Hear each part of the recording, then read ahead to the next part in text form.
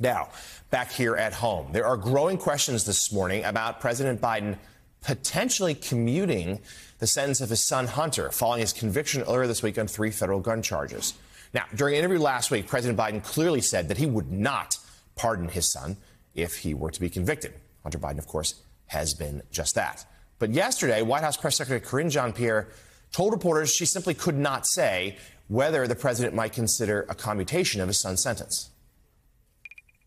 The president, I have not spoken to the president about this, and what I'm saying is he was asked about a pardon. He was asked about the trial specifically, and he answered it very clearly, very forthright. As we know, the sentencing hasn't even been scheduled yet. I don't have anything beyond what the president said. He's been very clear about this. Sort of a non-answer there. White House official clarified to NBC News later on that any conversation about Hunter Biden's sentence would be premature since there is no sentencing date yet. The official also pointed to President Biden's statement released after the verdict, saying he would respect the judicial process as it moves forward. At the same time, the president and his wife, First Lady Jill Biden, appear to be striking a defiant tone in the wake of their son's guilty verdict.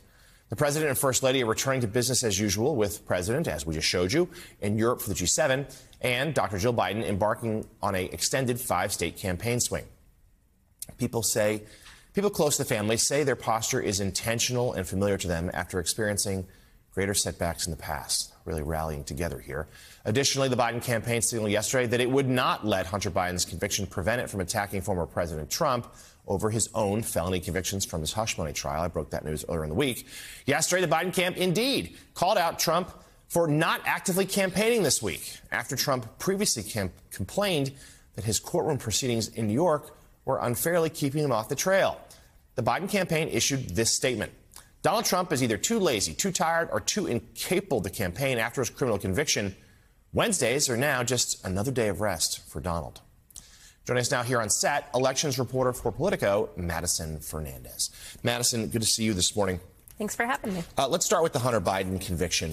Certainly those close to the president worry about the personal toll it's going to take on him as we now await sentencing. And Hunter Biden does have another trial in California coming up this fall on tax issues. But what about the politics of it? In these first 24, 48 hours or so, what are Democrats and Republicans saying? Do they think that voters are going to care?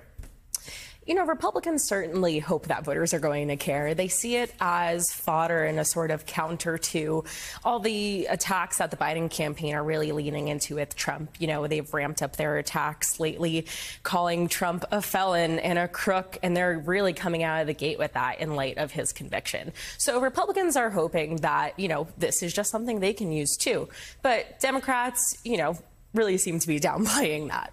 It is striking that we've, of course, heard for years that Republicans claim that Joe Biden is too old and doesn't have enough energy to be president. But we're seeing President Biden currently on his second European trip in a week or so and continues the pace of the office, while Donald Trump continues to remain at Mar-a-Lago. I know he's heading to Washington today. We have more live shots right now, actually, of President Biden. They're in Europe at the G7. Trump's campaign schedule remains remarkably light. What's the thinking behind that?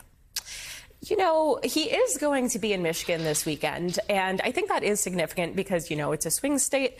It's going to be really important come November, and he's heading to Wisconsin next week. So we're sort of seeing him go to these swing states here and there, and it's definitely starting to pick up, yeah. So let's talk about what is going to be a real centerpiece of this campaign, the first presidential debate, 2 weeks from today, the earliest we've had a general election debate in modern American history.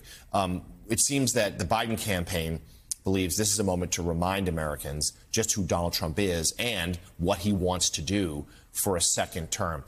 Give us a little more as to what also the Biden team, but also the Trump team, hopes to accomplish in that debate, and how are they preparing for it? Yeah, I mean, as you said, this is the earliest debate, and it is a really important juncture to make sure that voters are getting a sense and sort of reevaluating where we are right now. But also at the same time, so much can change in the coming months. So I think that they're really going to want to come out of the gate showing Biden as a really strong and capable leader, especially in light of Trump's consistent attacks that, he's too old to do the job. All right. Elections reporter for Politico, Madison Fernandez, thank you so much. And we are keeping a live look on the G7. We're seeing there Prime Minister Maloney sort of opening the summit right now, some introductory remarks. President Biden among the world leaders sitting and listening. These are the world's largest democratic economies meeting here with Ukraine at the front of their agenda. These conversations coming as Russia continues to pound Kharkiv and other Ukrainian cities. One of the goals to seize Russian assets to help continue to fund Ukraine for years to come, even if there is a change of leadership at the top of some of these countries, and that could include the United States this November. We will have more from the G7 as the morning continues.